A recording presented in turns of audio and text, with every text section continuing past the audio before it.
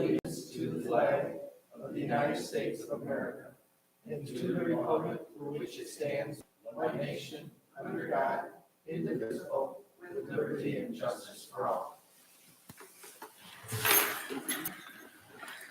I believe most people here understand the housekeeping items, so I'm going to keep over that. The citizen comments will be 2 sections, 4 minutes. And I would like to keep that tonight to make a comment. Moving forward.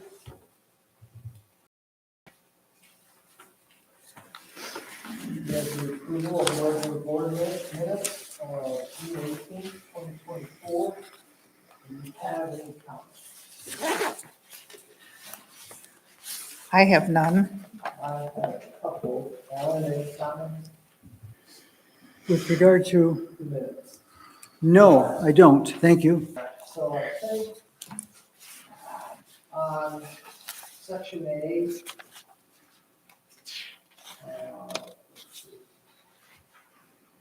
I think I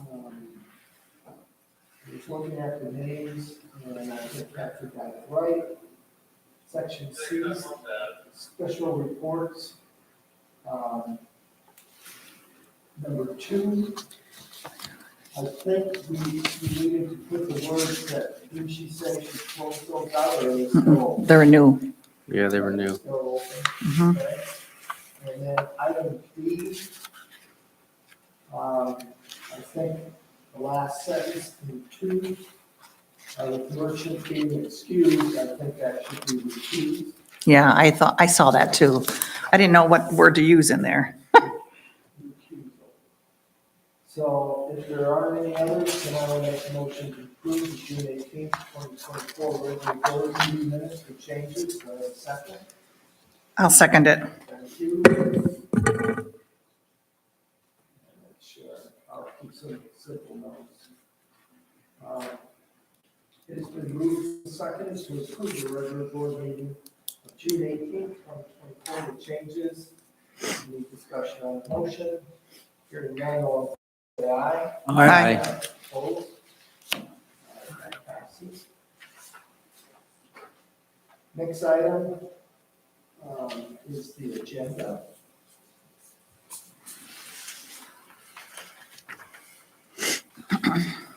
Are there any changes or comments related to the agenda? I have none. Hearing none, then I make a motion that the agenda be accepted as presented. Is there a second? A second. Thank you, Jason, it is moved and seconded that the agenda is accepted as presented. Any further discussion? Hearing none, all in favor say aye. Aye. Opposed? Motion passes. We went over correspondence announcements. Well, if Kathy not here, do you have anything? She gave them to me. All right. If you don't mind, we can go over them. I mean, it doesn't need it, whatever, but That's fine. I gave one to Jairus.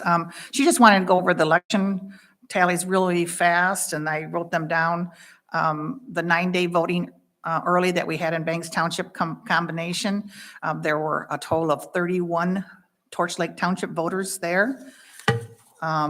So with a total voting registered voters in Torch Lake Township of 1,273 registered voters, there were 31 early voting, 296 absentee, and then that combination, along with the voters in-house person, was a total of 592 people or votes, ballots that were counted. And if you divide that, that's a terrible turnout of 47%. And I think it was down countywide, unfortunately. So, and then she left in a packet some handouts if anyone's interested. I didn't hand them out or put them in the back there. Antrim County Bulletin and an Antrim County Public Safety Center bulletin that she made copies of anybody. So I'll lay these on the table over here if anyone wants them. These here? Okay, okay. Then with that being said, that's all I have there. Then we will move on to citizen comments. I would like to go to a first, I appreciate it. It's busy man. And I'm asking you for a couple of things. Oh, yeah. Mr. Supervisor, thank you very much, sir. Kevin Hope, Sheriff, Antrim County. Thank you for allowing me to be here tonight. I wanted to go over a couple things such as the Public Safety Center. We've been having meetings once a week with our little group, which includes my jail administrator, county administrator, myself, my undersheriff, and my administrative sergeant, and some other employees as well. And we have a lot of tours in the jail, and I suggest that if you get an opportunity to speak with your citizens in Township, Township, please let them know that we have tours that they can come and look inside the jail. And just for verification, there are no inmates where we're taking people to see the tour. There was some confusion. I heard some rumors, and those rumors are not true. We're not taking you and putting an inmate on display. That's illegal. We can't do that, and we will not do that to individuals. So, and some people that is it's very disrespectful. So when you go in there, you will not see an inmate. They're going to take you to some cells. They'll take you inside the cells, and they're going to show you what we've been dealing with. Some of the cells have the copper tubing on the outside of the ceiling. We've got porcelain toilets. Those toilets are inoperable and not working. As you know, you break up a porcelain toilet, what do you get? You got a weapon. And there's areas in these cells that are hidden from the officers as they go inside and do a cell check.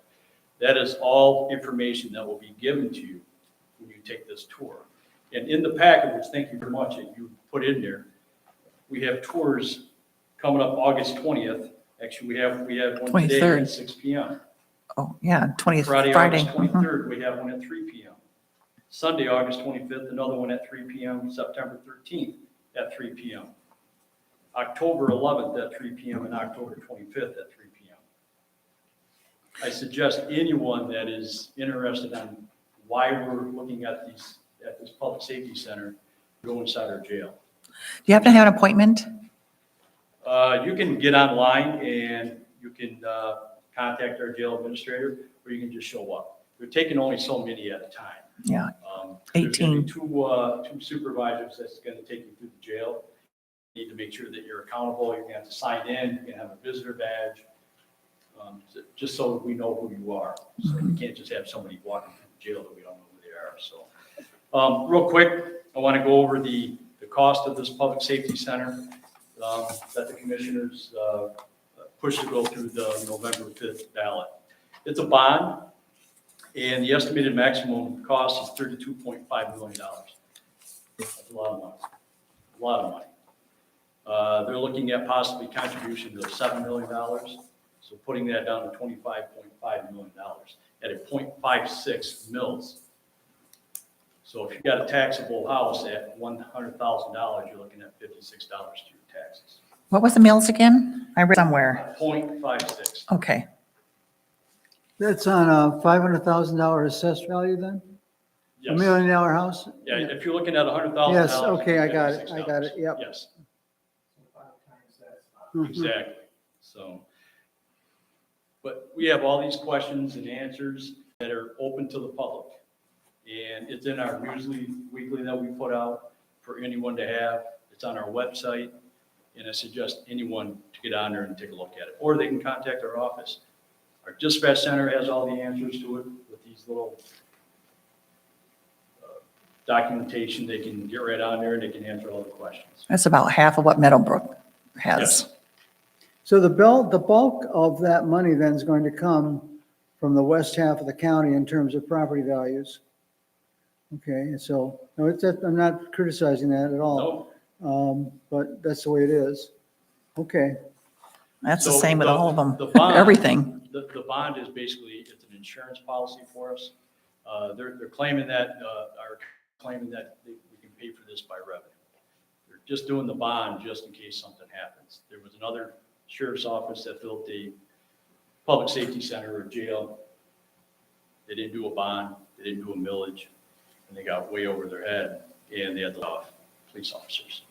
So we don't want to do that. So this .56 is for how many years then? 20 years. 20 years, and this can't go up or down then? That's correct. So, like I said, I suggest people to get out there and take a tour of the jail. It's something to see. 7-year-old jail. I'll put the tours on my monthly Thank you. newsletter for the first of September, and I'll cover those details. Yes, thank you very much, Bob. I appreciate it. Moving on to your township reports. For Torch Lake Township, we had 127 calls for service. A lot of those calls were 911 checks. What happens is somebody could misdial, contact 911, and it goes into our office, and our deputies go out there no matter what. They go out and they check it out, make sure everyone is safe. And if you look at, there was medical calls, we had 13. We had 14 marine stops and personal injury crashes in Torch Lake Township. I can't stress this enough. Me and the supervisor, we've spoken. We've spoken in the past. We have a lot of issues on secondary roads of speed. People are going well over the speed limit, whether it's a 25, whether it's a 35, 45, or 55. People are going around corners almost on 2 wheels. We can't be everywhere. And I mean, we've got a 23-man department.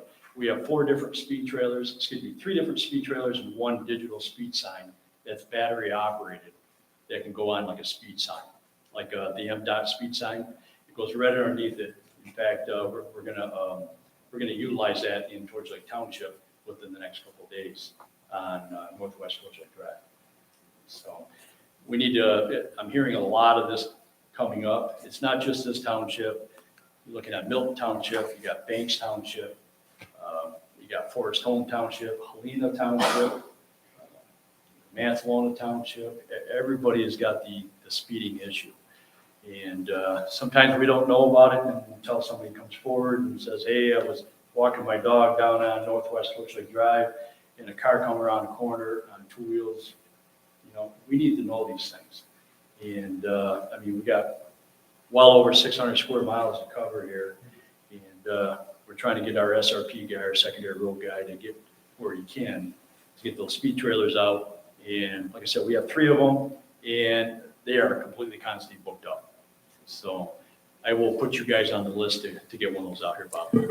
Curiosity, the one that you go into Bel Air, is that owned by Bel Air or is that owned by you guys, the county? Bel Air PD has one. Oh, Bel Air PD, because that's out there all the time. Yes. I didn't know, I figured they owned it. Okay, yeah. Right, we have, you can tell ours are pretty good size. And we have a one that's probably about 25 years old. Big white that's got our stickers on it. So, but that was extremely old. Pardon me? The basic, hang on the poles, what's the cost? 8,000. How much? 8,000. Is that the solar one? That could be the solar. Ours wasn't $8,000. Ours was probably about $4,500. It's a battery operated one. It does keep stats, and you can get in there. Our SRP guy can get in there and download all the information. And So just they'll know what the traffic pattern is, and what the speeds are. Absolutely. as it's approached. even with the speed trailers, we can narrow down the time, the speed. It does not have a video camera. It doesn't record video of vehicles coming towards the speed trailer, but it does record the speed and the date and time. So that would help us if we wanted to do traps, that would help provide you the information of where best to set a speed trap. Speed trap. Do a calculation of speed, you mean? Exactly. Yes. However you want to put it, you know my point. Yes, sir, I do. Boy, did he turn red. That's something board we ought to think about, because I got another complaint today. A very agitated person trying to walk on Northwest Drive, and construction trucks and cars rolling by. So it's very important to us as with the sheriff's office to make sure that it's all about safety at the end of the day, so.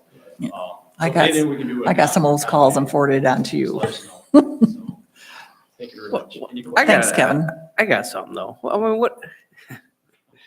I get it. It was a little too fast, but you go down Northwest Torchlight Drive, there's a family of 4, they split, 2 on each side. You know, it gets ridiculous sometimes. Both sides of the road, you're going different directions. Absolutely. You can't repeat traffic. It doesn't matter if you're a vehicle or a pedestrian. They shouldn't be walking down the middle of the road. Yeah, and we shouldn't be speeding, but it's like, geez, old Pete, come on now. Correct. You know, we have to work here. So, I'm just trying to figure out, setting up a reminder, if you will, because it does, they do come out of Milton. Like shot out of cannon. And they- oh yeah. And, unfortunately, we had a meeting a year and a half ago, I think. Mm-hmm. We had a lot of the neighbors here. And unfortunately, the concern is somebody's gonna get hit and killed. So what's the minimum that we can do as a township to try to help drivers go a little slower and provide the necessary information that maybe we get a convincing argument to drop the speed? I mean, we as a township, we try to do something, so that's why I want to know what the cost is. It's one of those reminders, when you come up to Bel Air and that light starts flashing, you do slow down to 25 as you enter the village. So the whole purpose of the speed trailer is, obviously, it doesn't write tickets. Some Right. people ask, do these write a ticket and send it to the driver? Right. Absolutely not. It does not do that. But it is a deterrent. So we get the pattern down and we try to get an officer there a week or 2 after the speed trailer's there, or speed sign, however we want to put it. And we try to get them there to sit as long as the complaint load is down. I mean, they can run complaints as they're doing traffic as well, but that is the whole purpose of that. So their warning is the speed trailer. When the officer gets there, warnings are all out the door. Yeah, Okay. you've been warned. So. Sheriff, Yes. in the determination of the speed, as far as I understand it, there's no room for a road in which you have places like cottages and no place to walk, where you have summer traffic, foot traffic, a lot of it. Golden Beach Drive, West Torch Lake Drive are examples of that. This time of night is one of the worst times unless people wear some color, the green or the orange in some way. We don't see them, they blend. Or early morning when the sun is black and white, or light and dark on the trees, you don't see them. Coming here tonight, I was behind and I was rushing a bit, but there were 4 walkers, 2 with dogs on Crestwell Road. And I'm sorry, Golden Beach Drive. And that's been a continuous problem. When they do a speed check, they do this, they've got a formula that they use, the number of driveways on either side that go in. And we have on one side of a Torch Lake Drive, there's a driveway every 100 feet almost. The other side, there's very few. And somehow that changes their formula and puts it up to 45 miles an hour. And then I've gotten the complaints with regard to people speeding through there. I once asked Bert Thompson, I said, have you got any discretion on this? Or does the police officer, the state police officer that does the evaluation? And he says he does, but we've never had any kind of satisfaction from that. West Torch Lake Drive, people really got angry because they didn't change anything. So it's not just, how do I want to say it? It's not just our pedestrians that are complaining. I've been here a long time and I've hit 4 deer, not speeding, on Golden Beach Drive. I hit 4 deer. The neighbors hit 2 and I had to go get a gun because the deer was in the road wounded. So I came out and we took care of the deer and I could call the sheriff in the meantime, but the deer's flopping around and going nuts and kids are in the car and all that kind of thing. So I don't know, I don't have an easy answer, but I think we also ought to warn the pedestrians. One of my neighbors stopped me this year, Deb McGinnis, and she said, she was walking and I stopped to just say hello and she had on this green vest. She says, Alan, do you know where this came from? I says, no, you gave it to me 30 years ago. And I didn't remember that. But again, she wears that all the time and she walks the road a lot. That was very helpful. So that's a part of it too. The pedestrians also can participate in this to some extent. And the drivers, and again, I just wish I wish the legislators would look at seasonal roads where there are people. That happens. We're not gonna there's not much of a curve or a way to step off on West Torch Lake Drive. No. More so on Golden Beach Drive, but I don't know. It's a dilemma, right? I think we'll have an accident at some point. Well, you're absolutely right. The Michigan State Police, they do the study on the speed, and they do have a formula that they go by, and it goes by how many driveways. Yeah. You could have a 25 on one side of the drive, on one side of the road, you Yes. could have 35 or 45 on the other side. Yes. And it just won't make sense. And I do know that MDOT is also part of that as well, Michigan Department of Transportation. I mean, it's got to be a dilemma all over the north at the lake, where the lakes are, or some other parts of the state where there are lakes. Anyways, I appreciate your looking at it. I've looked at it for years. I don't know what to do. Thank you guys. Thank very you. much. Leslie? Leslie is I'm on on the agenda. the agenda, special reports. We haven't gotten that far yet. Oh. Oh, gotcha. Okay. Oh, gotcha. Thank you. Leslie Myers, the Antrim County Drain Commissioner and operator of dams. And I'd like to take just a little bit to update you guys. In the early 2000s, the first floodplain maps came to Antrim County. Torch Lake Township was very fortunate to be one of the first. Actually, they dealt with pretty much just the Lake Michigan coastline in the county. Since then, flood maps have now been updated for the entire county. And there is not a township at this point that is not going to be involved in the National Floodplain Insurance Program. Well, right now, their townships are determining whether to adopt it. You've already done that. Since you guys did that, there's been a couple of changes to the map through what's called the letter of map amendment process or the letter of map revision. And when you make revisions to these maps, it's kind of just like an addendum. It doesn't change the map. Well, as part of the program to bring all of Antrim County into this new flood maps, they have updated your maps with all of those revisions, which is a great thing for you, easy for you. You guys have already adopted a floodplain ordinance. I don't know if you have adopted it as part of the zoning ordinance or is it a standalone? I'm not sure, but I know that you have adopted it. And now the rest of the county is going to be looking into doing that. We're trying to work in my office right now to find a way that we can help all of the townships do that. So we may be able to have that as just part of the building process. So we're looking at all options right now of what to do with that. If you guys have any input, is it tough for you to address and deal with this floodplain ordinance? Would it be of help to you if it came to the county level or not? It would be really good to hear back.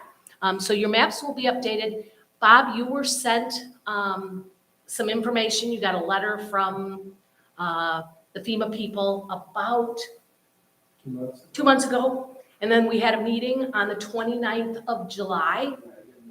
Okay, you have the opportunity to take a look at those maps that are specific to you. There are 4 panels. And I'm sure they sent you hard maps. I haven't received any hard. Not yet? Okay. There is a link in all that. If you need that, I will send that on. And then some of the townships don't even have zoning. So having to address these new floodplain maps is going to be a little difficult for them because they don't have the infrastructure. Hence the reason we're trying to find all ways that we can help out the townships and the villages along the way. Again, all of yours was map revisions. No matter how great of a study you do, there's going to be some problems. Somebody was shown that they're in when they really could have been out. They were able to prove and verify through survey work that they were out. FEMA then approved their fact that they were out. It gets recorded at the Register of Deeds.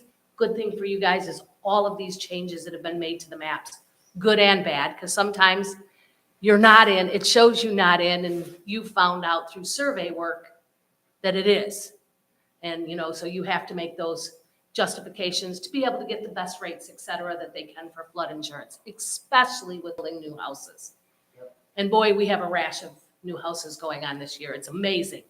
I heard a statistic from the building department was that by June 1st of this year, they had issued more permits this year than they had in the last 5 or 6 years. By June. I don't remember which one of the reports, but it was at your guys' meeting, and I was just like stunned. But then again, when I drive around, there's a lot of activity going around. So I wanted to let you guys know that that's updated. I'd love your feedback if you'd have some interest in us helping you out, and if not, okay. And then I just wanted to give you a little update on the other part of my job, and that is as the drain commissioner. I operate the dams, but I have some authorities when it comes to the dams themselves. Back in 2010, we started having some higher erosion problems and a lot of fluctuation in rainfall, et cetera, and it started affecting the chain. And so with the assistance of the County Board of Commissioners and the Army Corps of Engineers, we did what was called a HEC-RAS study. And that was a hydrologic model to look at what was going on in our water system. And we found a lot of fluctuations. Part of the results from that HEC-RAS model, we're able to build the new model for the flood maps for the county. And when we were all done with this great model, we were like, well, we better look now specifically at the dams. Now that we have this information, what about the dams? So we did a further study with the assistance of all of our lake associations. They pitched in to help the county with that report. And we found out that if everyone above the Bel Air Dam, which would be the upper chain of lakes, the 9 lakes that are there, if they all got a 100-year rainstorm at the same time, we would overtop the dam in Bel Air. The last thing we want is a Midland crisis by any means. I don't want that. So I applied for a grant through the Michigan Department of Environmental Quality, well, now EGLE, for engineering and construction drawings to improve the Bel Air Dam. We got that grant for $500,000. We're working on that right now. We found out that there is still 6 inches of freeboard over at Elk Rapids, but we've got some internal problems over there that we're going to look at. So we'll be applying for another grant this fall to take care of some of the issues in engineering work for over at Elk Rapids. And why is that important to you guys? Yeah, because you're a part of that chain of lakes. And I just wanted you to know that what we were doing, we're going to try to make some improvements in Ellsworth over at the River Street culvert as well, because that's a real narrow culvert that was kind of, from what I understand, put in on a Saturday in 1971. So it doesn't quite meet everything that it needs to. And we want to make sure that that whole system flows. I was also able to, as Drain Commissioner, receive a grant from the People's Fund for Great Lakes Energy, who funded rain gauges, and we have them strategically placed throughout the whole chain so that I can, in one push of my phone, I can see how much rain we got. Because if we remember the 7 inches of rain that we got on Clam Lake a few years ago, that blew out the Alden Highway. And not only did it blow out the Alden Highway and cost several hundreds of thousands of dollars to fix, we were out of a roadway for a couple of months, but we lost a fire truck. I mean, you know, South Torch had that brand new fire truck that was maybe 3 weeks old when that happened. So I want to make sure that everything's doing what it's supposed to, and want you guys to know I'm out there trying to do the best. Being up here at the tip top of Torch Lake, if the dams took out, it might be a long time before you guys realize there was a problem up here. But that problem is all of our problem, because that chain of lakes, that's our glory. And it's just one part of it, and you guys are a different part of it. But I wanted to make you aware of what we're doing, trying to use whatever grant dollars that I can find to help us do this, and then fix them accordingly, because last I heard they were at, what, 123 million in Midland?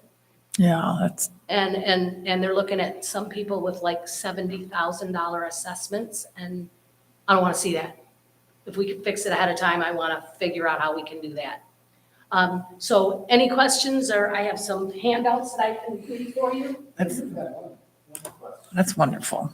Yep. Yes, sir. But it's related to drainage. Perfect. Related to what? Drains. Oh, We're gonna have some work done up at the airport. Okay, I was in touch with our attorneys down in Grand Rapids. okay, They said that since the runway, the paving of the runway exceeds 1 acre, that you have to approve the documents associated with how that's going to be paved and the runoff associated with it. Is that true? okay. The county has a stormwater ordinance that takes effect if you do not have one. If Torch Lake Township does not have a drainage ordinance, then you revert to ours. You send me the plans, I look at it. I am not an engineer. I'm going to let you know that, but I know enough to be dangerous because you see, I have a degree in urban planning. So I reviewed site plans for my whole entire career. So like I said, I know enough to be dangerous and I know when I don't know. So when I see something that I don't know, part of the funding and things that go along with that stormwater permit for things over an acre in size, if you don't have an ordinance, and, I'll hire an engineer to help me. And then those costs will get passed back, to whoever, but, I will do my very best to help you out. So I'll make sure he communicates with you if he hasn't already, and evidently by your answer, he has reached out to you. Not yet, That's fine, I'll take care of it. not yet. And again, I'm more than happy to help. And again, when I don't know, I find somebody that does know. Because we can't have an engineer on staff at the county building. I just want to make sure, It just- I want to make sure as a township, we have all of our responsibilities taken care of, so make sure that happens. Okay, All right? great. Anything else? Leslie, does the floodplain insurance change with regard to the relationship of your basement floor to the depth of the water on Lake Michigan? Okay. That's how we had it measured a number of years ago to make sure we all were covered. And when you build a house, you want that floor to be at a certain level above. And I want to say it was the ordinary high water mark, but I don't remember. Well, they established a flood stage, a base elevation, Okay. okay? And once a community adopts into the National Flood Insurance Program, any houses built prior to that are exempt. They have the ability to purchase insurance. But any houses that were built after the date you adopted, their house must meet, and it's usually approximately 3 feet above Yeah. that base elevation. Now, do the builders know that? Oh, yes, and the building department at this point, for anything on water, is going to ask for an elevation certificate. Okay. But what's gonna be great for the whole rest of the county, because you guys aren't real new to this part of the game, but what'll be great for the rest of the county is that they'll know now, what is that base elevation? Do you remember the date when you said the date those built before? I cannot tell you it would be dependent on the day you guys adopted the floodplain regulations. I remember that, but I can't tell you the And year. I'm going to Boy. say that it was any time after 2009, After 29, okay. but I'm guessing. Yeah, I remember it, but I can't give you a year. I worked as the planner for Whitewater back in 2008 and 9, and all of us were going through this, Okay. Mhm, the Lake Michigan side. mhm.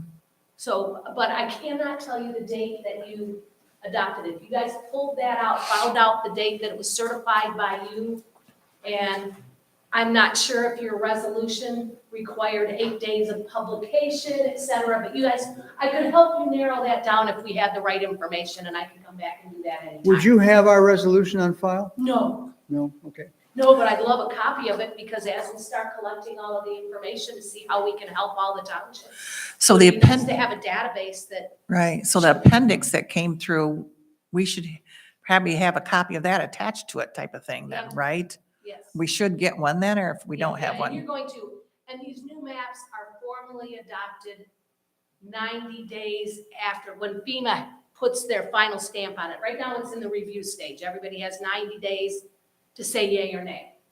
And sadly, in some parts of the county, Say yea or nay to what? say that they're going to adopt a flood ordinance or they're not. Because Oh, I if they see. don't adopt that ordinance, their people can't buy the insurance. It's not mandatory that they have to So buy it's it. yea or nay on the FEMA, not the Yes. townships. Okay, Yeah. gotcha. I was And sadly, there's a couple of spots throughout the county that are really not in, but there's never a perfect system, but fortunately, there's a system that once you can prove that you're not in, that you can get out.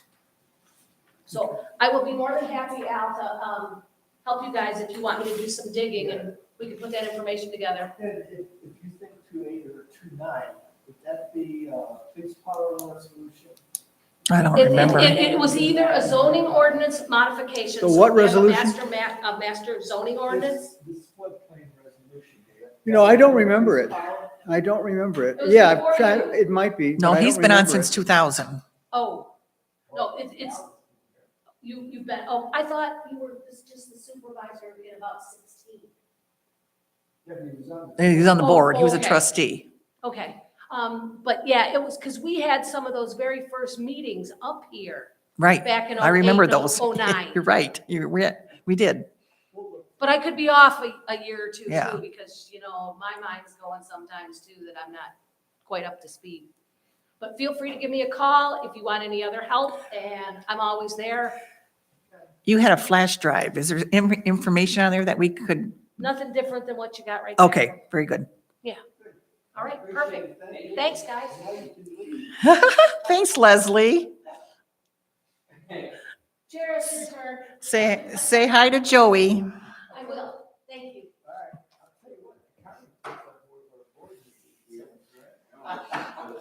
So we got the clock on. All right, sounds good.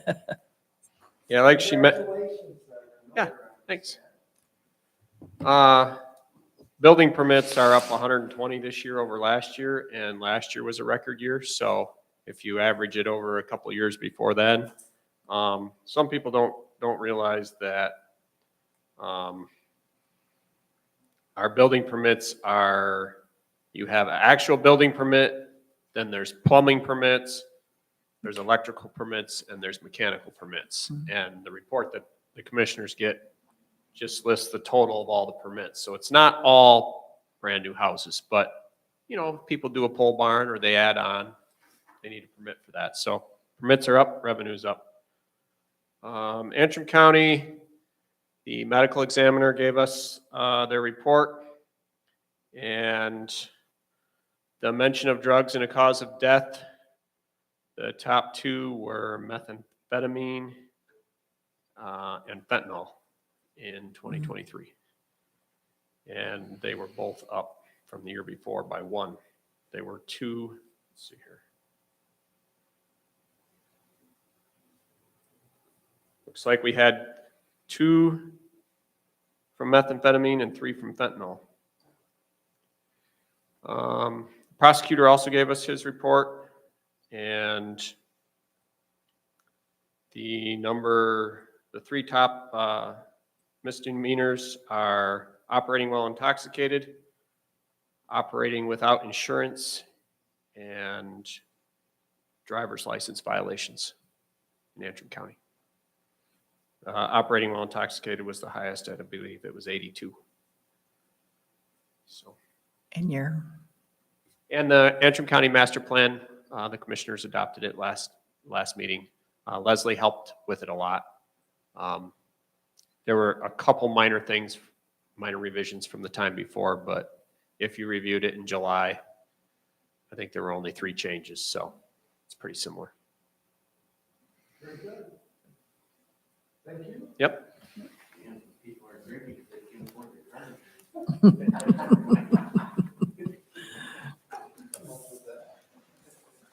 All right. Well, we kind of brought ourselves back up to the agenda. Any reports from the consent agenda that you wish to pull? not, I make a motion to accept all the reports. Like I said, all those in favor say aye. Aye. Aye. Opposed?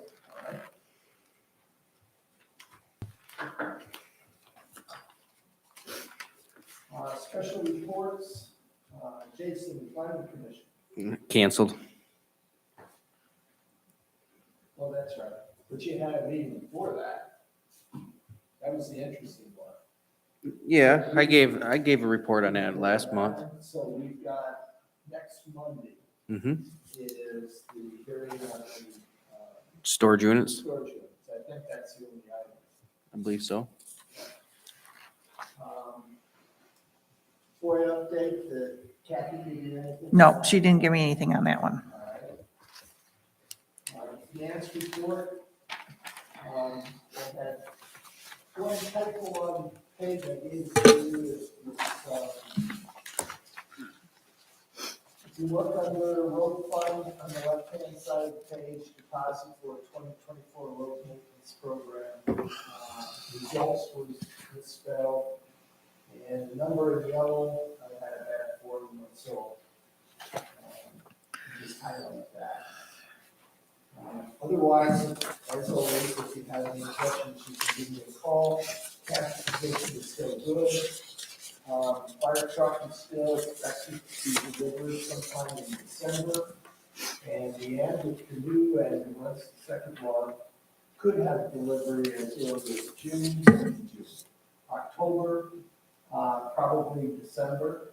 So we'll be doing some cash management, controls for it to be coming in. That's all I have. Any questions?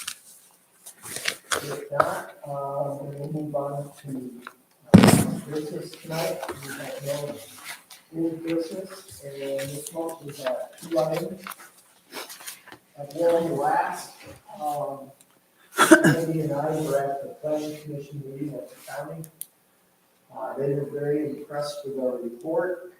We know that 3 of the gentlemen read through, I'm sure, sections of it, and they said it was very well written, very clear. Alan, I know you've read through it. What are your thoughts? Well, it's like all ordinances, there's a lot of stuff in here. And there will be difficulties in interpretation later on. I do have a couple concerns, and my biggest concern, I might as well bring that one right out. If you want to have standing room only in this hall with people protesting it, is create a natural area in the front of their property from the water's edge back. I go back 15 years, and that's what we had. We had standing room only in the old building, so that would be maybe longer than 15, when the planning commission was going to put, I think it was a 50-foot setback from the water, in which you must keep natural. What I'm reading in here is boilerplate type of language that I've seen in a number of townships that tried to do this. Lake Leelanau Township, where the lakes are, the Narrows, tried that too, and they had a lot of disgruntled people. There's this idea of having a 30-foot natural area. I dug into it at the time, and the idea was that when you create you cut down the trees and you create a roof line, that you get a tremendous amount of water running onto the property. And that water gets contaminated from things in the air itself, as well as if you have the fertilizers. And of course, I'm on shoreline protection strip. This is the page, it's under 4, but there's not a page number on this. Not on mine. Some of them don't have them. Not on mine. It's like section 4, it's like 2 pages forward at the bottom, 426.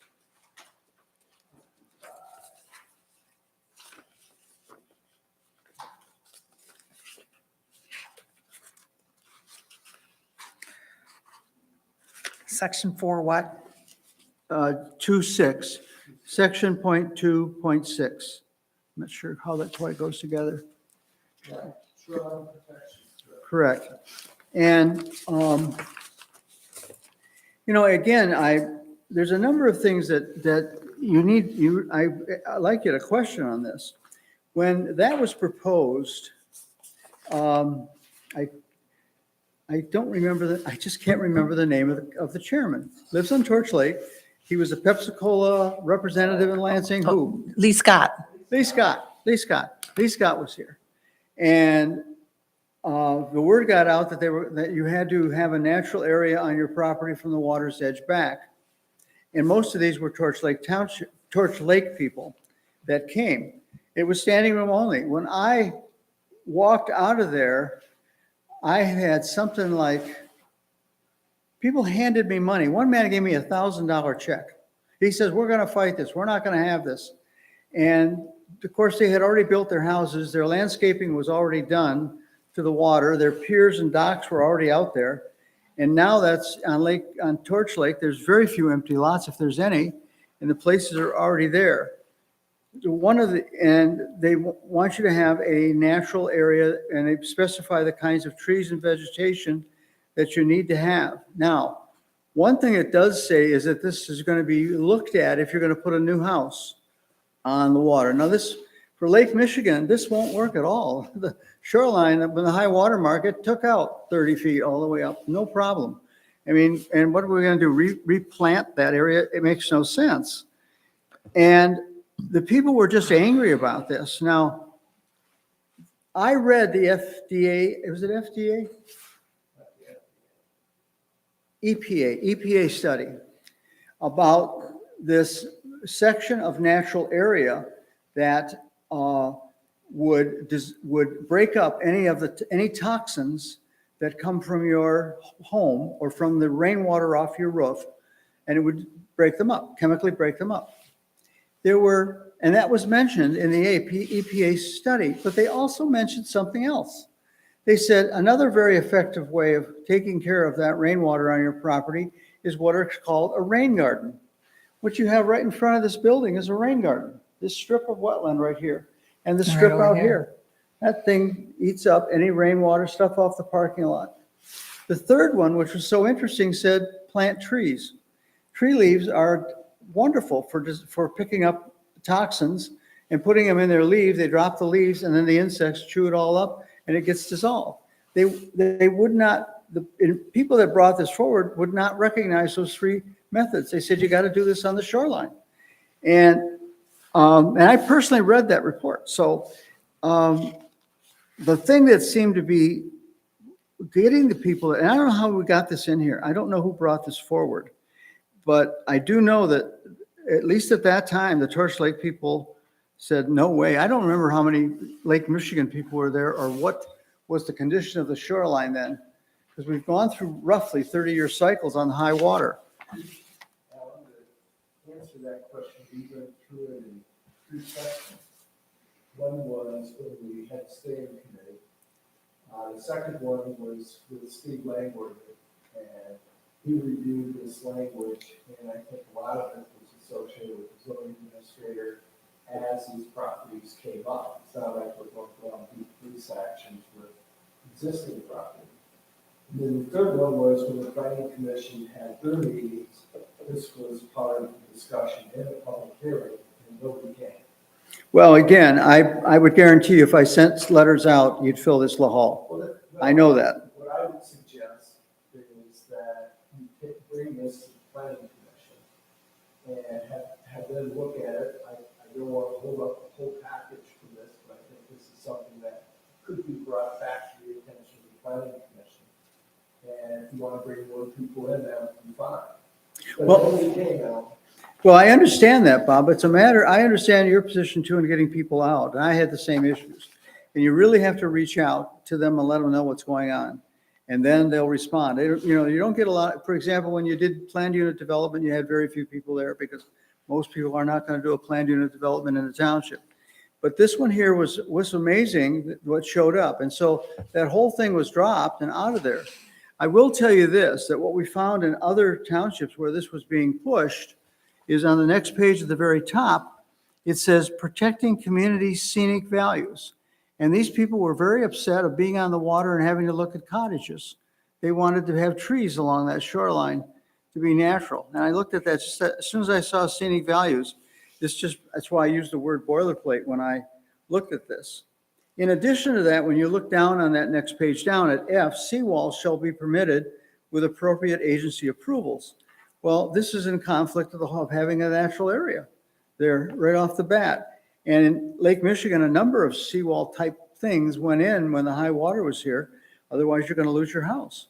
So I'm getting at it the other one too that surprises me is that one of the general rules when I studied these zoning administrator stuff is you don't make a change in the zoning ordinance that's going to put a great number of your properties as non-conforming.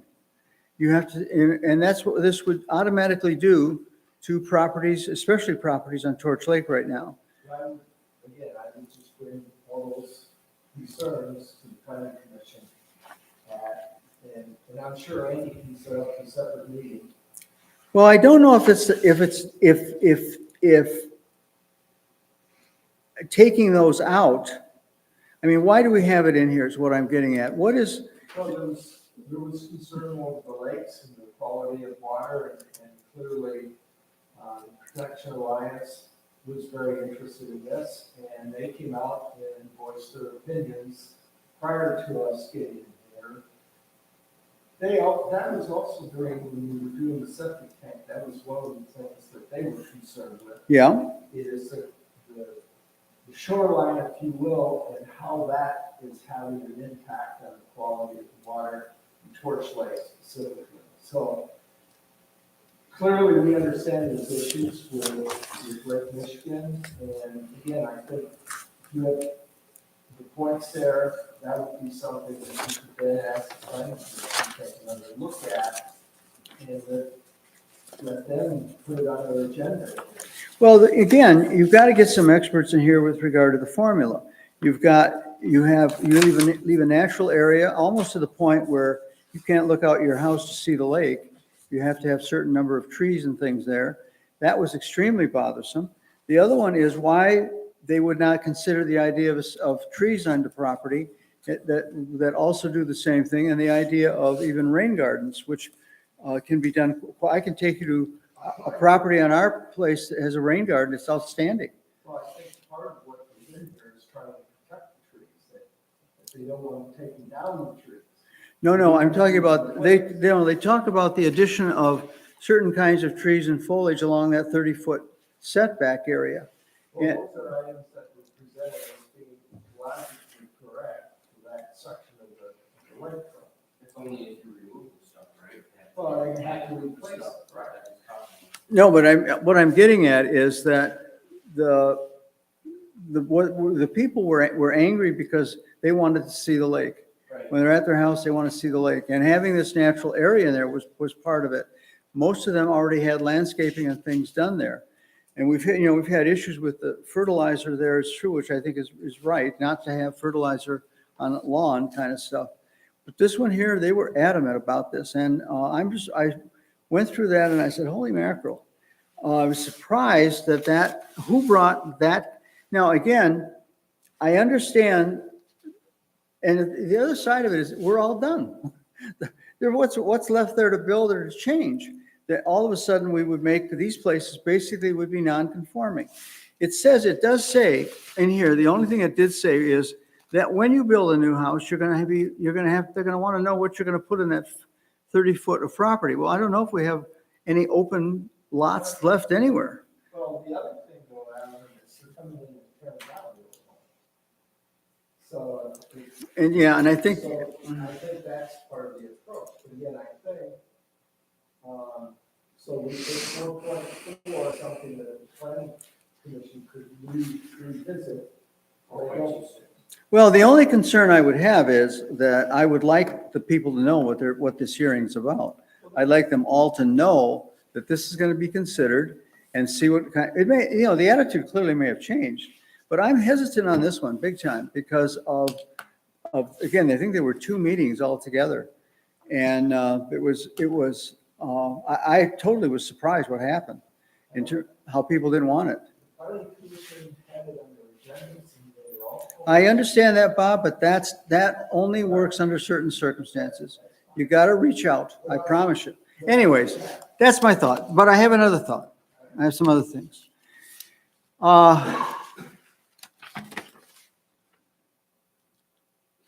Give me a second here.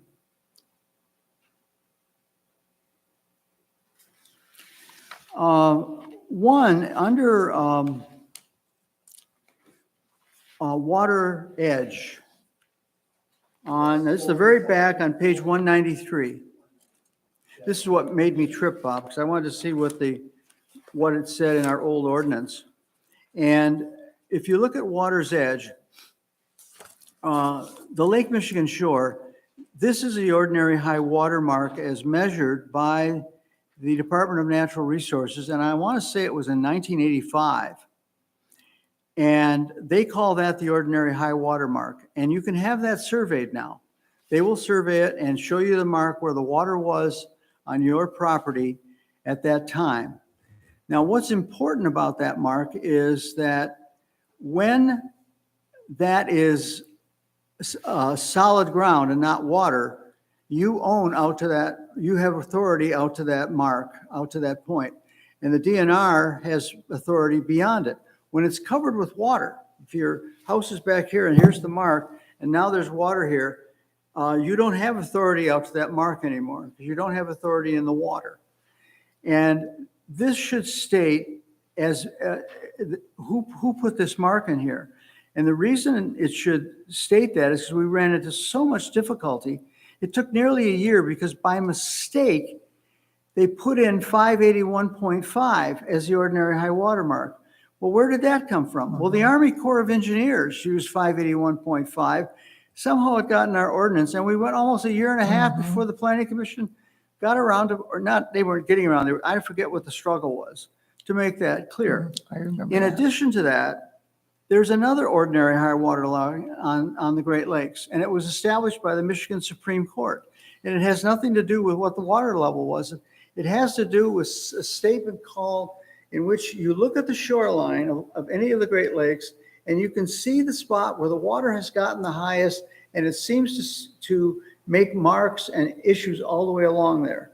And it's true. You can actually go out and say, oh, here's where the water has been on a regular basis.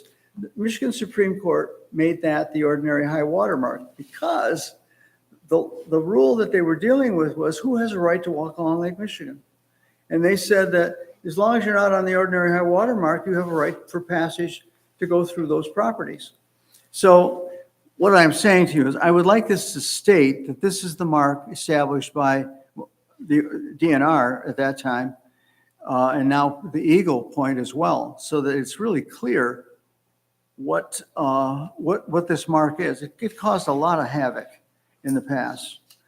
So that, again, the Supreme Court one, the lawyers hate it, just absolutely hate it, because they want a mark that they can actually take to court and talk about. I remember that number being tossed around for a very long time. I was on a ZBA case that had that.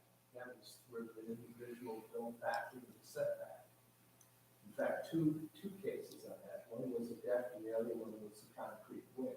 Okay. And we had to use a specific mark, and that was the one that was in the definitions at that time.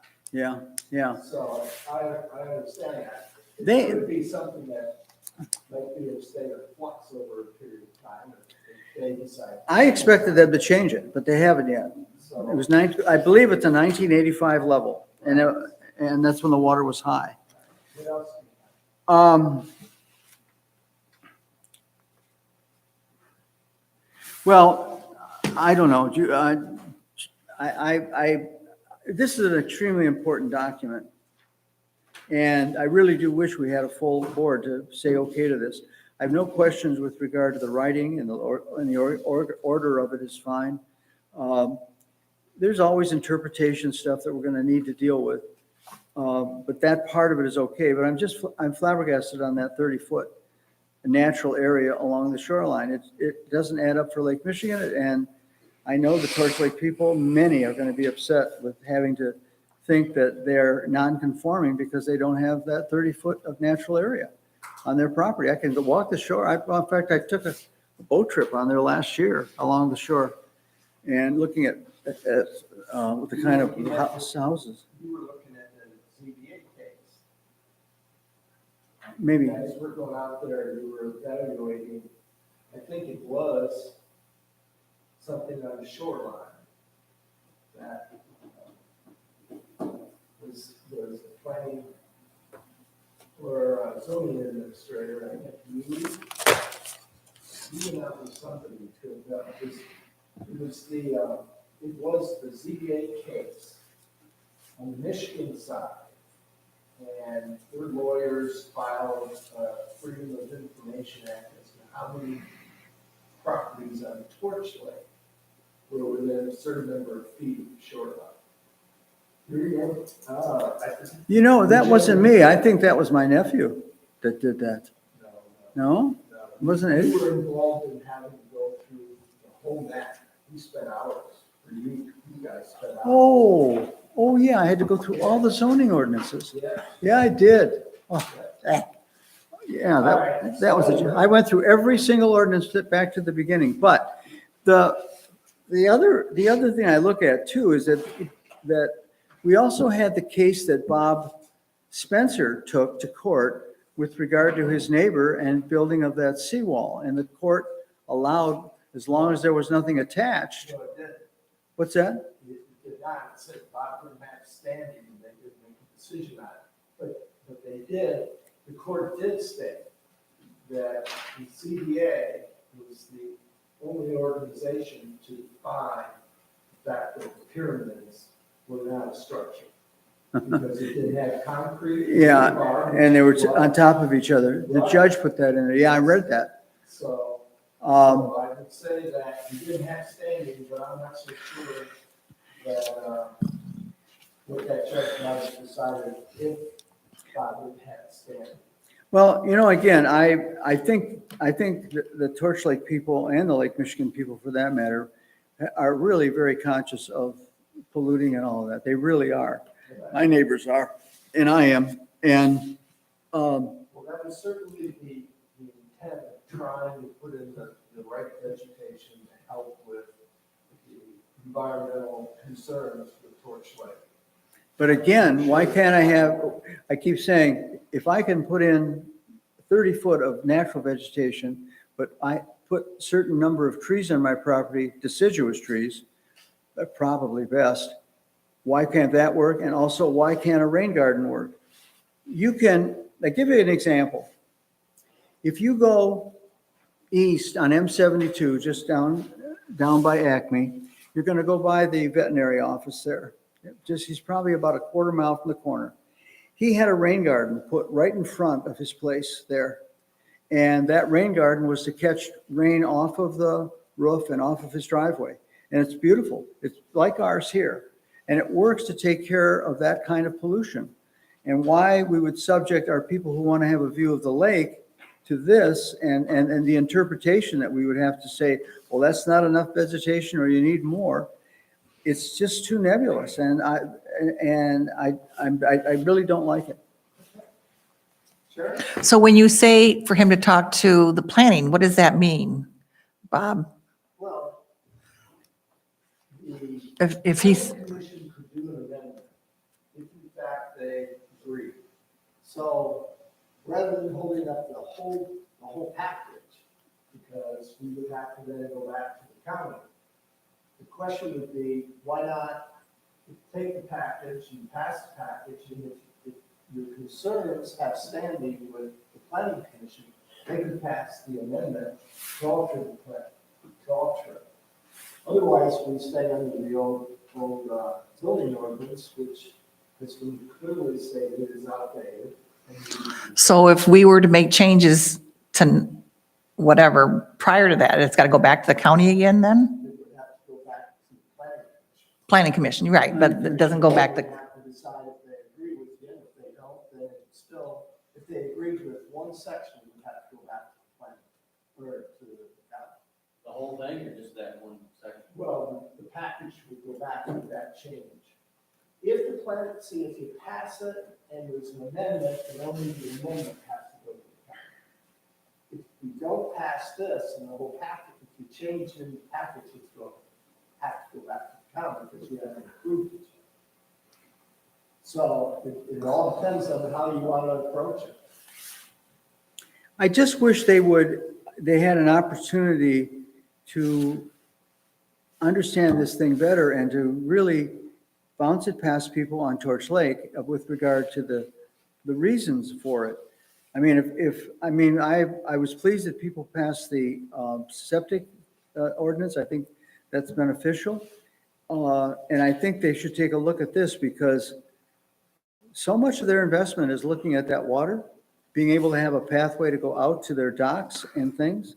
And I could see this thing just getting out of hand. And what was our real intention here? Protecting the shoreline. Well, I understand that, but that's all built up now. Where's the empty lot on Lake Michigan? There's a lot of other lots that go through modifications and things. That's true. We're a way to catch that. Uh, Otherwise, we have no way.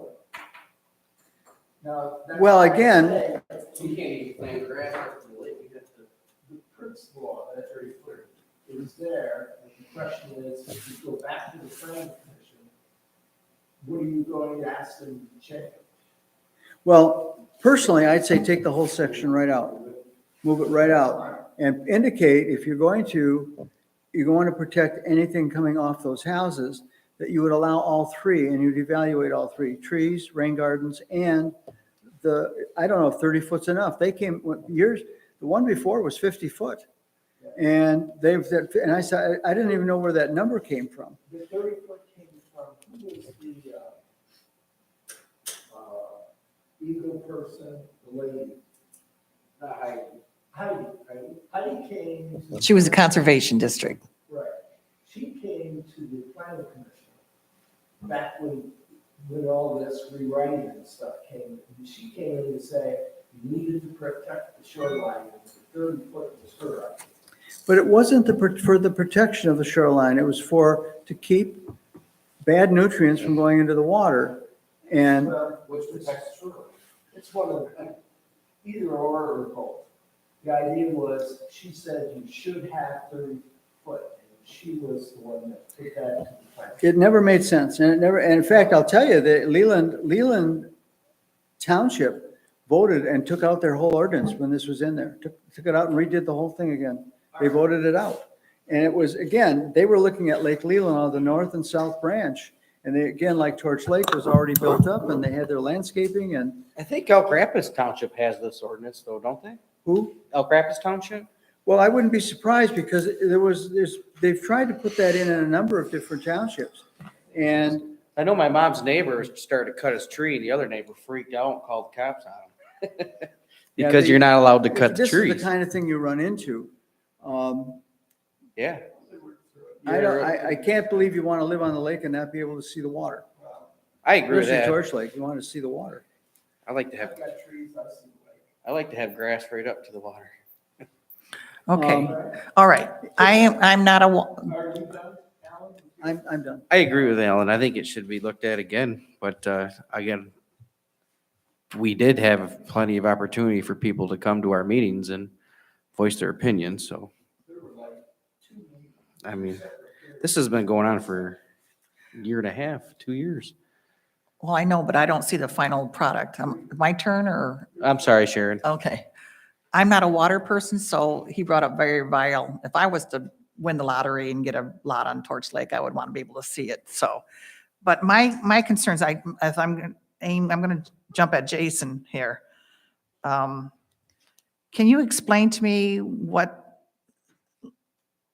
this means? We're on page 23.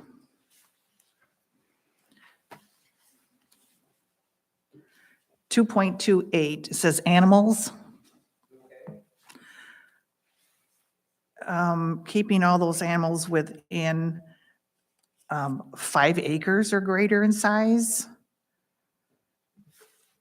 Was that in that wasn't in our old ordinance though, right?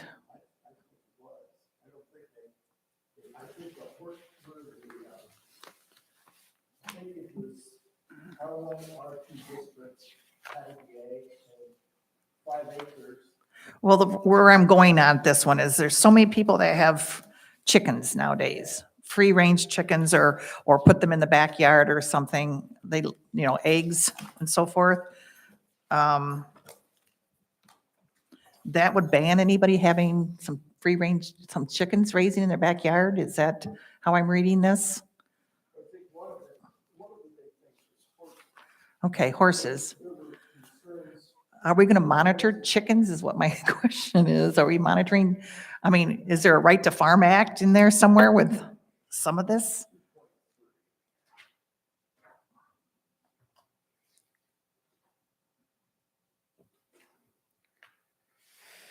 I mean, let's bring up a great, I mean, there's several people right now with chickens that do not Lots of have people 5 have, acres. lots of them people, they don't have 5 acres. They have in their backyard and then they put them away in the cages at night so animals don't get them, but they love their eggs. And I know some people in this community that take their eggs and donate them to a lot of charities all over the county. So the animals,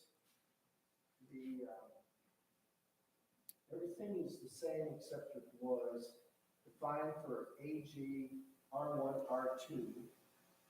And in the past, it shall be unlawful to keep animals such as horses, cattle, pigs, goats, or poultry on any premises in R3, village residential, village business, commercial, or I forget what that is.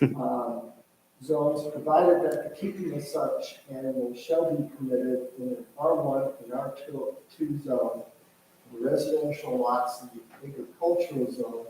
The size of the lot upon which the same shall be kept shall not be less than 5 acres. So 5 acres was established before the ordinance. Okay, Okay?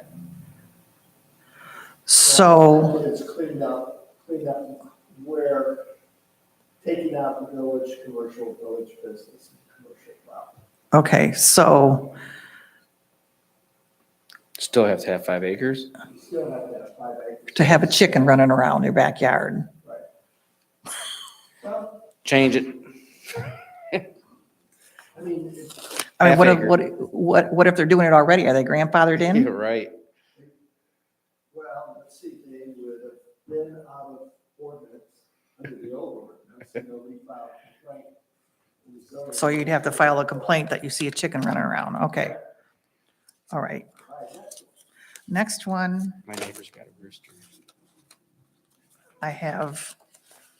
I looked up the old ordinance to find most of this, but some of them I couldn't find.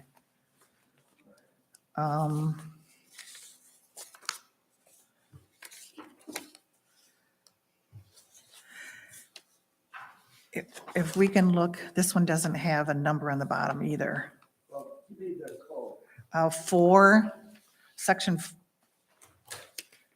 4. I guess I am getting back to the lakes here. I'm looking under 4.25 lake access. I'm looking under B. Hang on, let me get to,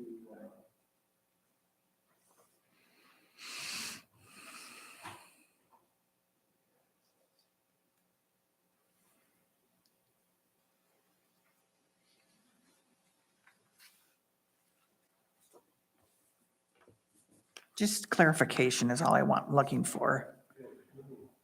that's fine, look, clarification, what's I- B, waterfront use Yeah. regulations. It says A, may not have more than one dock.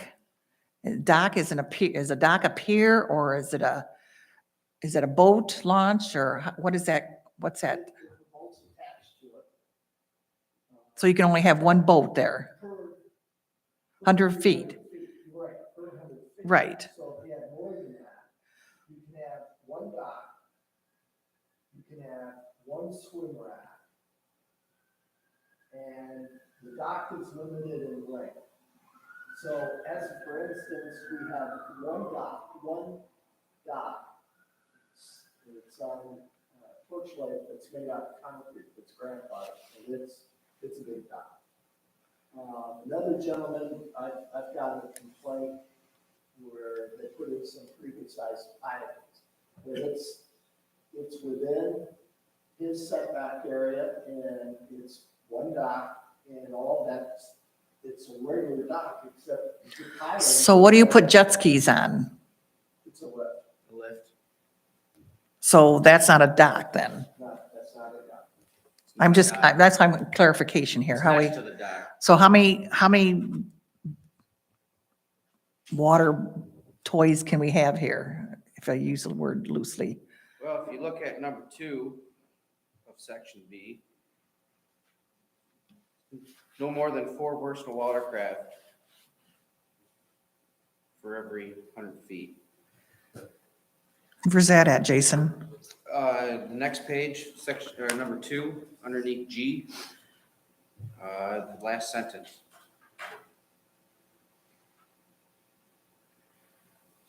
Under B. Well, you're in section B, but it'd be number 2 of section B. Except as provided in subsection 2 below, and it goes through three registered water centers for every 100 feet. So as for instance, A boat and 2 I jet have 2 skis. jet skis, and I have a boat. Okay, Now, my next door neighbor has 4 boats, 4 jet skis. He has 400 feet of frontage. So, it's But- fine, but it's all in one location. so I looked at the old ordinance and I think that was pretty standard in that one too. But there's people that complain that there's 100 foot or even less than 100 foot and they're bringing all their relatives and everybody's putting docks out. So that's not right then. Don't bring up prices. No. Because that, they were grandfathered with. No, this is totally something different. So, okay. I was just wanted clarification of dock, not more than one dock. And I didn't wasn't sure. I don't have a boat, so sorry. And then I'm going to go to my favorite topic here, page 72.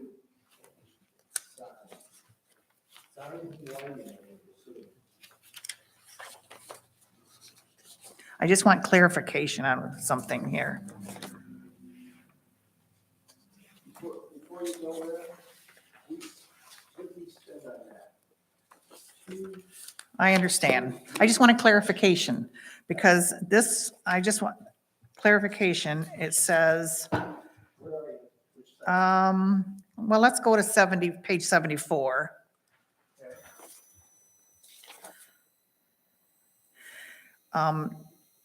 In that whole section D, it says number 6, animated, flashing, or moving lights.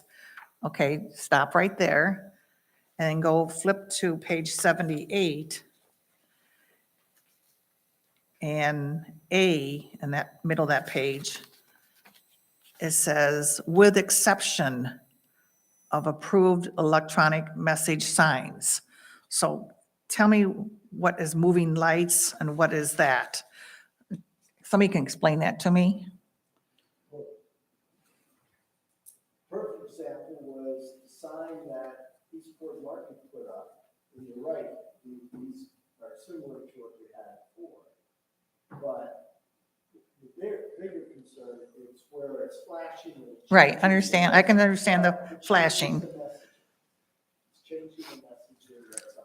So having a sign, it can still have electronic messages on there. As long as they're not moving. As long as they don't move. And what was happening is it would change, and the new message would go out. So the person that's seeing multiple messages cycling through that sign. And what we're saying is you could have a sign, but it's got to be set. It's one message. and it's So not- it has to be set for that for the entirety of the sign being there. It can't have one day have this sign and the next day have a different message on there? Well, if it's one that's not moving, you could change your message. Yeah, like the Elk Chamber of Commerce. That's Like Village Market is what I'm looking at too. They have moving signs and Yeah. that you can, Well, they don't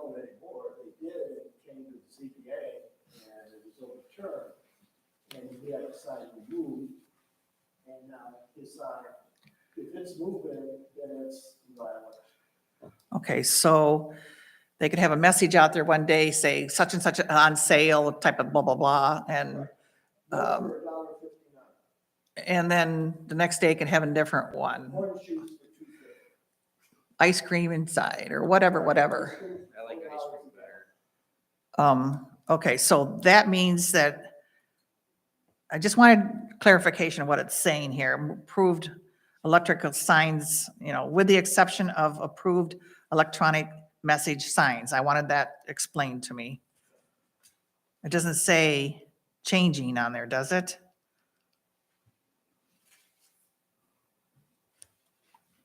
Because it doesn't say, it says signs, flashing, strobing, with the exception of approved electronic message. Okay, what? What else you got? Clarification. I don't know what this is all about, but, it's 87. It's probably nothing. It's just like automobile repairs. That is outside of the village limits, I'm assuming, correct?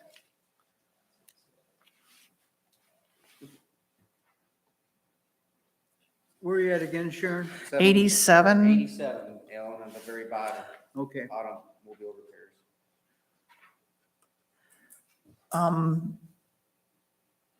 This doesn't pertain to what's in the village limits, correct? So if somebody wanted to build an automobile repair somewhere, then it's got to be, It's going to be village businesses special use.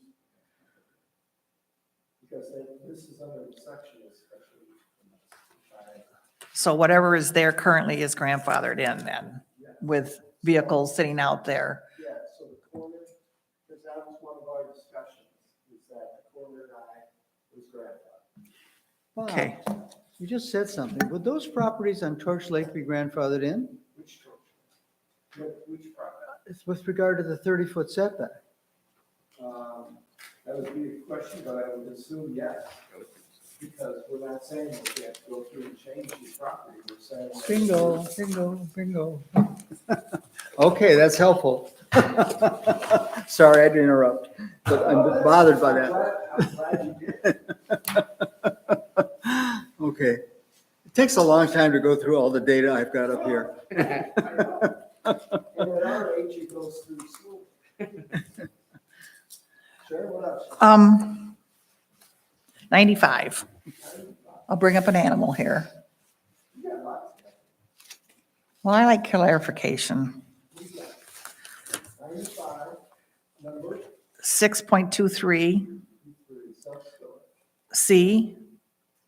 Yes, This is the only place in this entire thing that have to have a minimum of 10 acres Yep. is for this one type of business. correct. Okay. It's not anywhere else in any of this. Are there any properties in the villages that have, is it village business? That have 10 acres? Is there such a place? There is, if you, I think where the gravel business is, and I think there's some, isn't there acreage behind the airport? The airport on that one road that goes up on the left side, the Nichols? south side? I thought that somebody owned a bunch of property up there. George Drive? Exactly. So, 10 acres was a specific discussion because we didn't want anything like what we had the east end, or the Eastport? north side at Eastport. So we wanted 10 acres. But that's new, and Randall's under the old special use permit, which is 70% of this property. It can't exceed 70%. I didn't, well, 'cause that's the only place I saw it in this whole thing. That was my question, was that was the only spot in this whole thing. So Okay. this is for any location of those storage facilities then? I see. All right. And these other ones, I looked up the old ordinance and found it. like 10 acres. In the village business? Have to look at village Is business. there anybody in the village business that has 10 acres? Yes, because that would include drug, I believe that's only about He's the only one. that.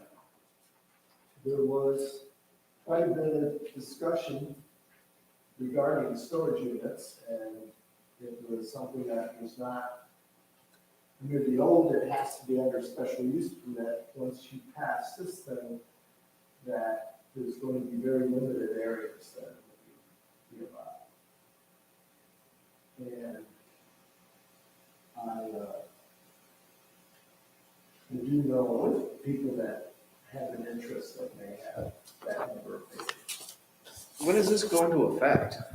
It doesn't go into effect till September, if we pass it tonight, it goes into effect September 16th.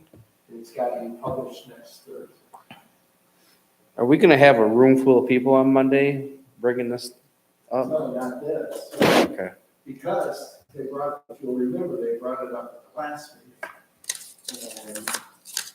And they were trying to say that Randall was doing it to get under the new ordinance being passed. And the point was, whether he did it on purpose or not, he was allowed to do it. And you have to now, as a planning commission, you have to make a decision based on what the existing zoning ordinance is and the commentary on the four-way test that takes place.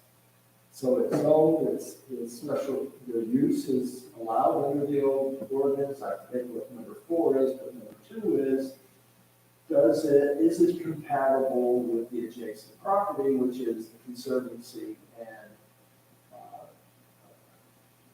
nature preserve. So that's what that decision is going to be. The planning commission is going to have to decide that. And you sit on the planning commission. So, whether or not you get under the wire or not, you file for it. And there were some planning commission meetings where there wasn't a quorum, so things got delayed even farther along the way, but, That's neither here nor there. well, it is Well, then I, for him, for moving the process is what I'm saying. you could have come a lot earlier, to your point. I think one of the things as a board, I'd like to bring up, is my board comment at the end of the meeting, not at this particular time. Because we need to do something with the ordinance. I feel that if you look at the ordinance, we need to get changes in place that benefit us, and certainly it's been reviewed multiple times over the last 2.5 years. Well, I had a lot of my questions clarified because my comments, I wasn't sure. I'm not a wizard at some of these. But my other only concern is what Alan brought up too, is it's such an important document. I know we want to get it going, but with a 4-person, does that make anybody have any questions as to? I'm just asking. Well, Kathy has read it. You know Kathy has read it. And so I'm just asking. I I don't want anything to come back and say, well, it was a board of 4, not a vote of 5, or vote of 5, or whatever. I don't know. I'm just asking. It only requires a majority vote. I understand. So there's a lot of things we've done with just 4 members.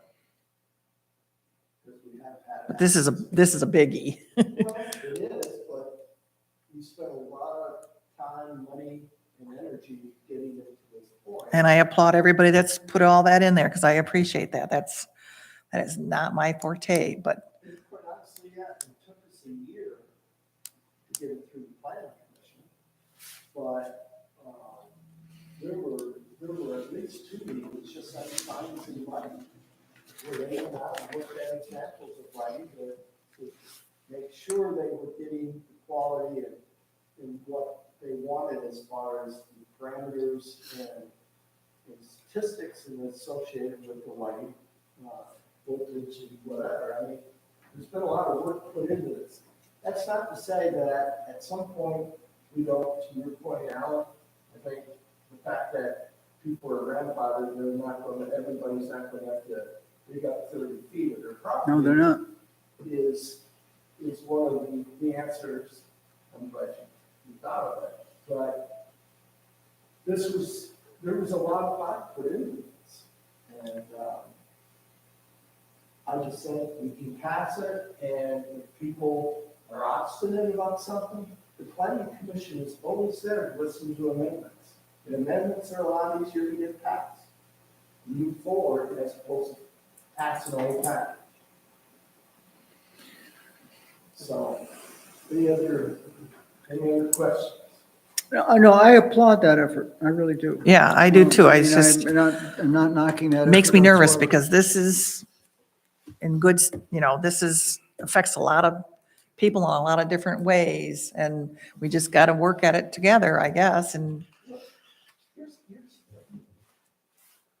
unfortunately, the CBA chair lady is not here, and Andy's not here. But the old ordinances were very hard for the ZBA to understand and make decisions on. And this clearly is written, and she was one of the members of the select committee, and she's attended a lot of the planning commission because she had specific things that she was concerned with from the ZBA, and you know that. From the ZBA standpoint of this is. oh, I understand that. I understand that. My thing was just, do we want a full board or are we okay? I'm just getting a feel out for everybody else. I mean, that's, I'm fine with you four making the decision. okay. All right, so if no one's discussing that, I will make a motion. We didn't have that many pages.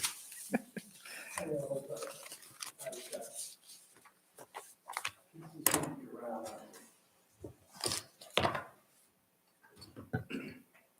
Well, thank you. I guess the only other criticism that I would make, and it's nothing you can do now. In our old ordinance, I attempted one time to take a section and try to put cross-references in parts. So especially under the general provisions, to go to look at other things. The one mistake that that we had trouble with is that the setbacks on the side yard were 10 foot to the sky. That is, your overhang was at 10 foot, it wasn't up to the house wall kind of thing.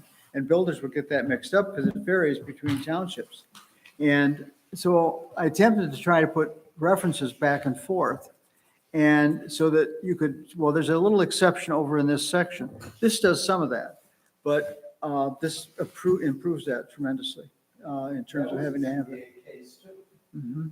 Yeah, property over there in Torch Lake. yeah, oh, yeah. And it was, because there's no high water mark, remember that was a big deal that the prior planning commission was trying to figure out. The water moves 3 or 4 inches one time they did the measurement. Mhm. So, all right, board, I will make a motion to approve the rewrite of Torch Lake Township zoning ordinances with the effective date of September 16th, 2024, with the publication date of August 29th, 2024. That was the date chosen by Sarah because she could have made it September 1st, but it falls on a Sunday, so she said, let's take it out. So August 29th So I have to. is a Thursday. So are we printing it in one paper or multiple papers or? Two papers and throw them Okay, in. that's my- How do we do that? We don't put this whole thing in the paper. You just put in notification that there will be a copy on the website. and Oh. that you can Okay. We're not going to finance the papers. Yeah. Okay, so that's a Thursday. Yeah. And it's got to get to the papers by Monday of next. 26th for sure. I'll make sure you can help me with the language, because I'm not sure when Kathy's coming back. She's coming back Thursday. Well, if she does, then fine, but we'll make sure it gets done. Do I have a second? I'll second. Go ahead, Jason. I'm sorry. Jason, I appreciate that. Any further discussion on the motion? Very done. I will do a roll call vote. Sharon, I'll start with you. Oh, it says Bob on here. I know, I need to do that. Yes. Alan, Yes. Jason, Yes. Steve, Bob is a yes. Kathy is absent, the motion passes 4-0, and thank you very much. Sorry I took so much of your time. Well, okay. Alan, you had good points, and unfortunately, we resolved it. Well, no, and actually it's, we need, again, I wish they would look deeper into that whole issue of the pollution on the lake. And again, trees are phenomenal filters, deciduous trees, phenomenal. I mean, if you ever study even the critters that chew up the leaves, how they break up those chemicals.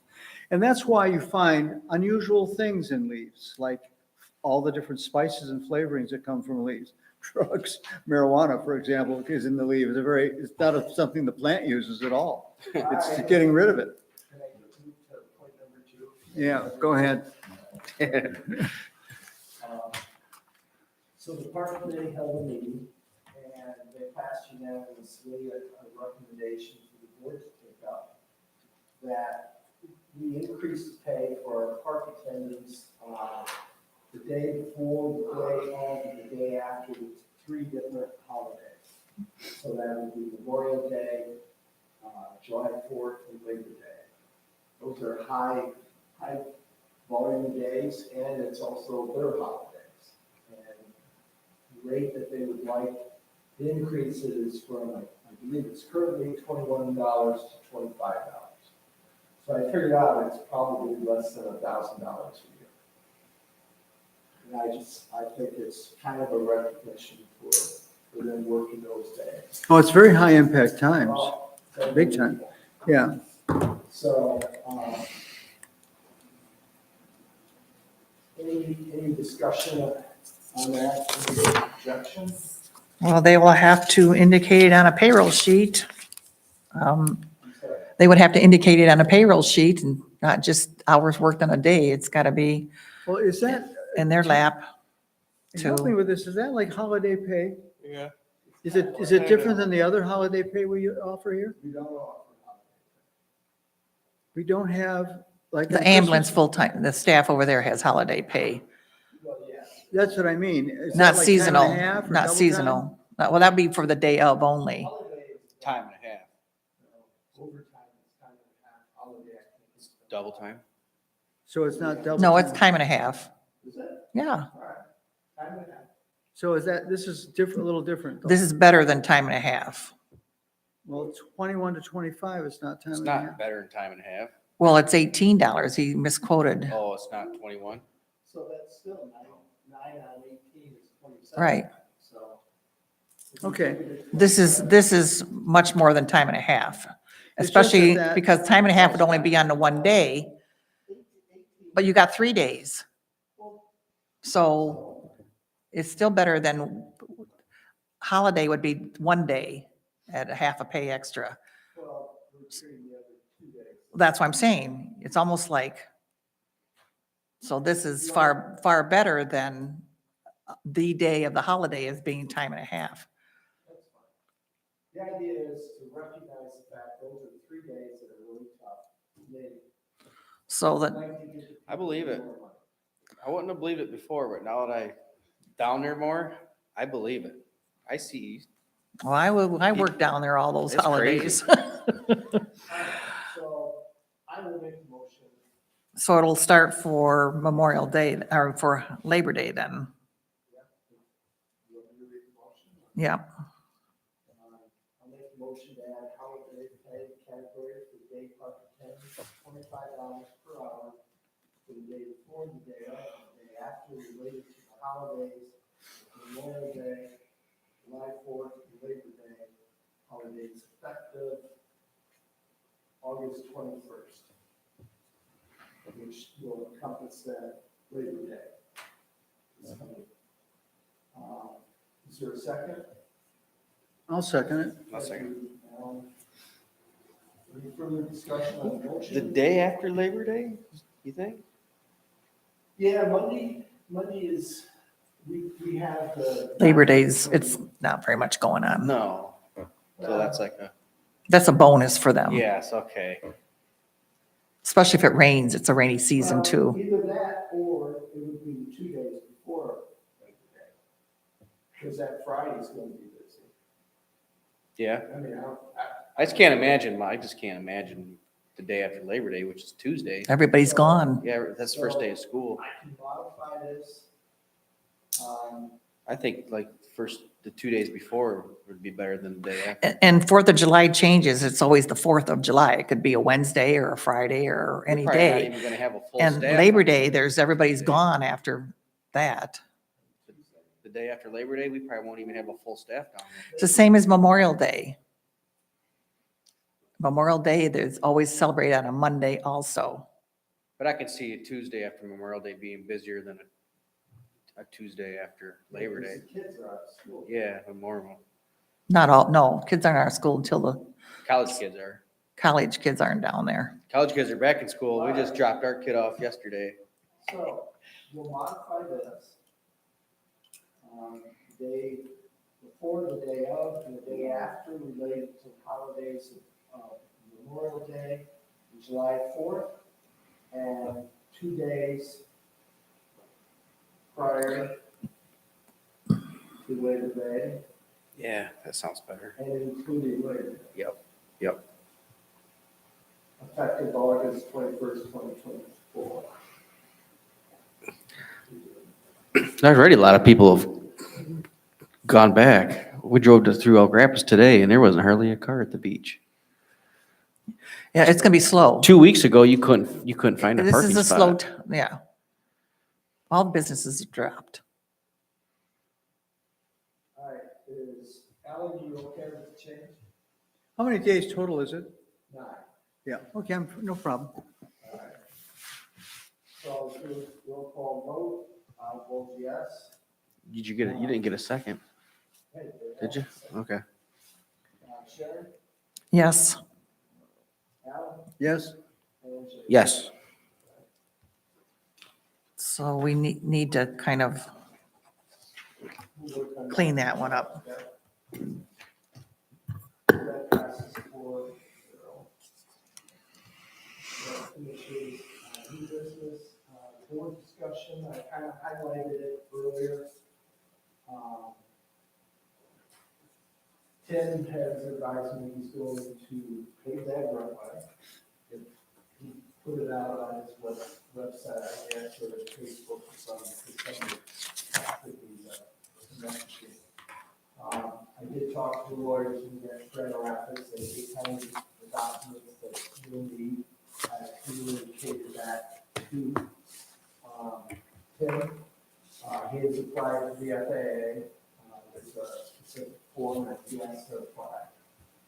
And he said that will take 6 to 8 weeks, and now it's about 4 to 5 weeks since I talked to him on that. That's why I asked the question about drainage, or where you said, he told us there's more than an acre to that. So he's got to have them do it. He's already got the Eagle. Says he has their permit, so he also has to file with the Michigan Aviation Commission. But no approval is required from them. That is strictly a notification to them that in fact he's altering the runway, and yes, provided them all the documents, which is the construction package and all of that. So what runways? It's the. Both of them? No, This is east-west. The east-west, okay, That's Parallel Bay County. Parallel Bay County. from 31 Yeah. to the bay. And he's going to initiate pilot lighting of the runway. So I guess there's something they pushed from the airplane and turned the lights on. My understanding is there was an earlier issue that when you turn on our lights, you turn on Lima airport. So he's going to fix all that. And also there's a number of parcels there that are commercial, and he may do aeronautical type business out of one of those sites, and he's talking about improving that building that's there now. So Can you go back? What did you say about lighting up and down or? Well, rather than the lights staying on, pilots, if they want to land at night, can initiate a button that automatically turns those lights on. So the radio frequency from the runway lights, so that they can land and then they turn off like 15 minutes later or whatever it is. So it's so that they're not burned all And they're lights for a runway. the time. There's no control of lighting in here for that. Gotcha. I'm just making sure. You confused her when you said, turn on the lights and leave them on. Oh, no.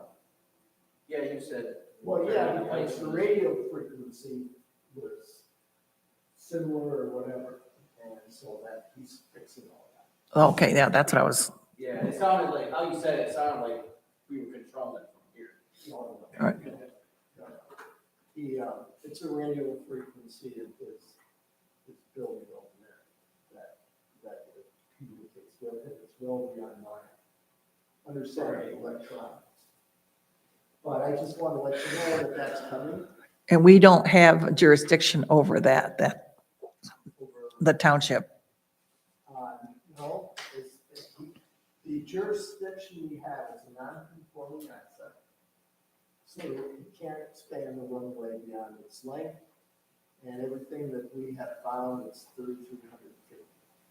So you can pay 3,300 feet, but it has to be in the original footprint. So there's a lot, we're a long ways away before that gets started, but I want to make sure we have it. Tim's been very forthcoming. So. Does he plan on doing the north and south? I don't know. I mean, the east-west, the original estimate was $1.6 million, something in that neighborhood, so. The blacktop. So it's not cheap, and there's a divot there in the middle of that runway. So he's going to have to bring a ton of dirt to smooth that thing all out. So I just want to make sure you guys know where we are with it. There's always been a lot of rumors running around, so I want to make sure, working with Tim, that he keeps me apprised of things, and we'll keep the board up to date on all that as well. That's all I have for information only. Citizen comment, I don't think we have any. Janet? Janet, thanks for coming to all the meetings with the planning commission and stuff. You were there, you had specific points that didn't quite carry the day, but you put good effort into it. So we'll go to board comment. Jason, I'll start with you. I don't have much. I'm just glad that we did get this zoning ordinance. It would have been nice if we could have had like the same team the whole way through it instead of multiple people dropping in and out of it, but at least we finally got it done. Well, it gave us a lot of opinions. I was in those meetings in the beginning when you had too many discussions going all over, and I said, I can't handle this. Alan, any comments? No, I would congratulate the people that spent the time to put that together for sure. That's all. Sharon? I have no comment. I had a comment, I've forgotten it. You're gonna talk about, you're gonna address something at board comment, had it use some of the time. Yeah, well, since I forgot about it, I have 10 no acres, it was comment at 10 except acres. thank you guys for getting this done, and if there are. My concern was, like I said, Yeah. just the 5 vote. I think that there was an awful lot of work. I think we have a product now that if there's modifications, it can be handled with amendments and move forward with the planning commission on their next meeting. just, With- just want to say, we are still continuing on the website for Jason and Alan, that the new website should be coming up fairly quick now. All So right. And the park is up. it's on, The It's park on is the- on our website. the new one, Yeah, but it's not out yet. The new one isn't out okay. yet. Yeah, because Mike got that transferred. Yes, I looked at it, and made sure it's there, but the new one isn't up, but your pictures are all on there. Unbelievable dartboard material. All right, if there's no other comments, I will make the motion to adjourn. Is there a second? I'll second. Oh, Thank you. I'm sorry, yeah. All in favor, say aye. Aye. We are adjourned. Thank you, board. 8:51.